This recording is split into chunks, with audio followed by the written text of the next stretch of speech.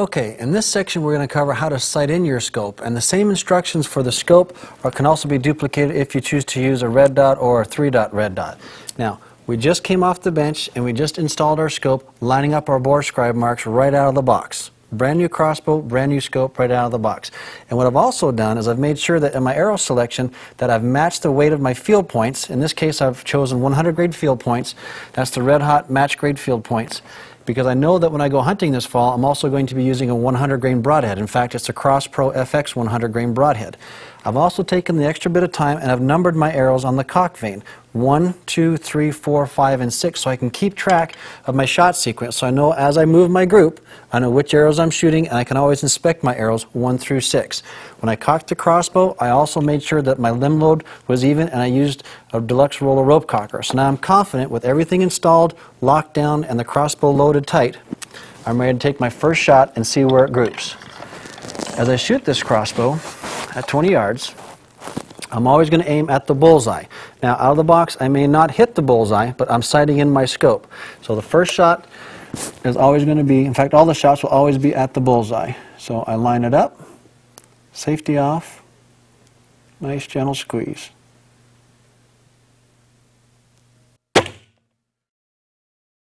Okay. Looks like I'm about 2 inches to the left and maybe about a half an inch, maybe an inch or so below the bullseye. So I'm going to make a good 3-shot group to make sure that I'm consistent in my shooting to eliminate any errors from shot to shot. 3 shots are going to be the rule as I adjust my scope. Safety off, arrow number 2.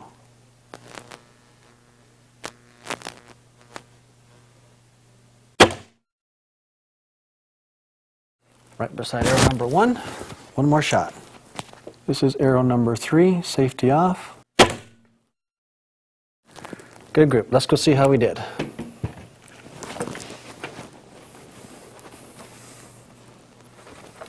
Okay, so this is arrow number 1, 2, and 3, aimed at the bullseye, brand new out of the box. All 3 shots I was holding on the bullseye because I want to see where the scope is shooting. So I can see that I have to move my scope approximately 1 inch up to hit the bullseye and approximately 2 inches over to hit the bullseye. So I'm only going to make adjustments in one plane at a time.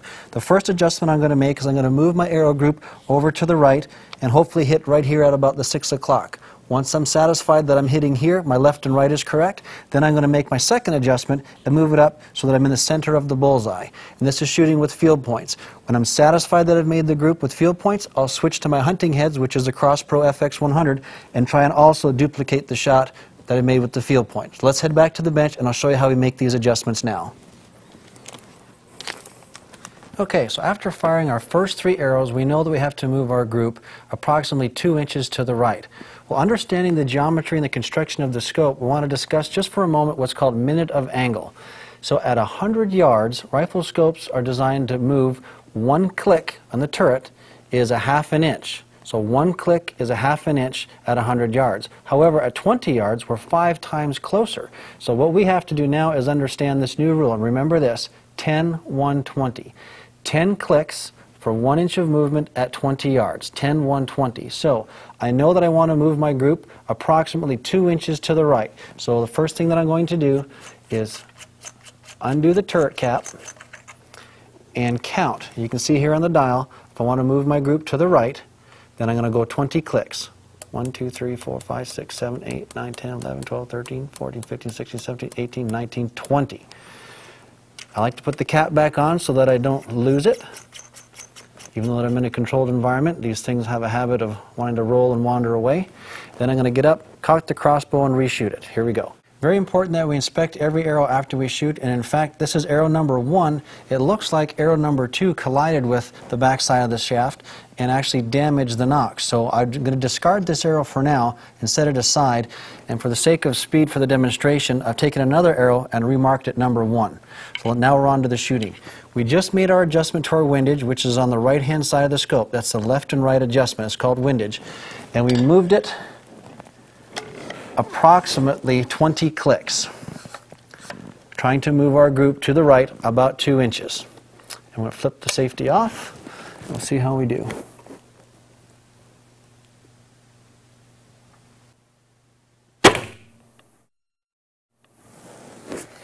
Okay, that was arrow number 1.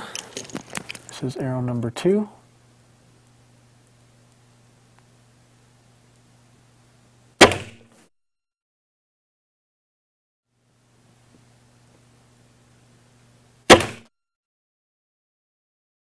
Okay, that's our first adjustment. Let's see how we did.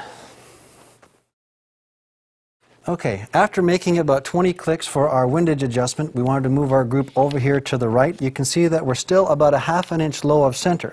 Although one arrow hit the bullseye, almost dead center in the middle, we can see consistently we're getting a great group. In fact, we destroyed or damaged one of the nocks. So this arrow here definitely is going to be discarded because we also destroyed the carbon on the back.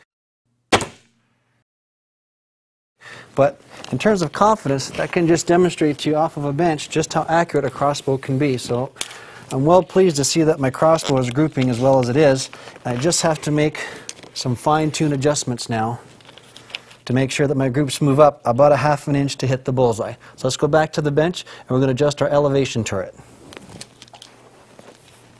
We're back at the bench and we just made our 3-shot group to see that our windage adjustment to the right moved about 2 inches. That was 20 clicks. So now we want to move our group up as we identified up closer to the target. We want to move our group up approximately ½ an inch. So remembering 10-1-20, 10 clicks will move it 1 inch at 20 yards. We only want to go half that, which is ½ an inch. So 1, 2, 3, 4, 5. We're moving our group up. So we don't lose it, we put our cap back on, and now we're ready to try again. Grab a roll of rope cocker and cock the crossbow.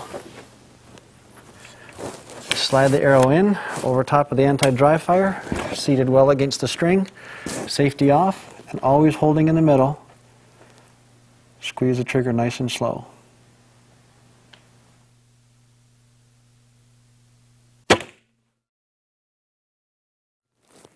Good. Shot number 2.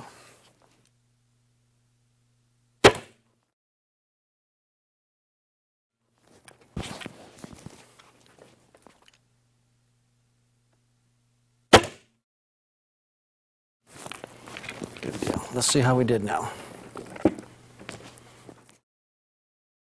After making our windage adjustment over here to the right and making our elevation adjustment, moving the group up, always holding on the bullseye, we can see that shot number 1 looks like it split the line of the bullseye. That's arrow number, oh pardon me, that's arrow number 2.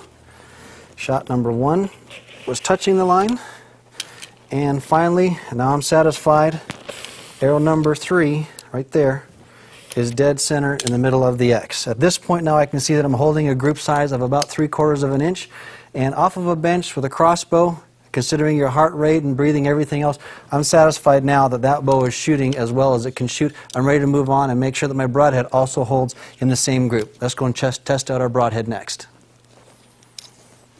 We're back at the bench. Everything is locked down. I'm going to take another arrow here, another red hot high velocity arrow, tipped with our CrossPro FX 100 grain broadhead. Again, it matches the same weight as my practice points. My field points, aiming very steady on the bullseye.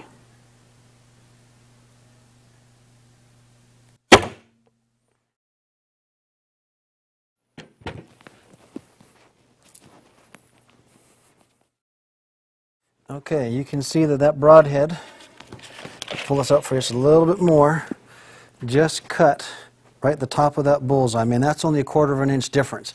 And that to me is field point, broadhead combination accuracy. I'm confident now that armed with a rangefinder, I can take my Parker Tornado, my red hot arrow with broadhead on there, and take any deer that I choose to harvest this fall. So in a very short exercise of about 7 shots, I have now just sighted in my crossbow.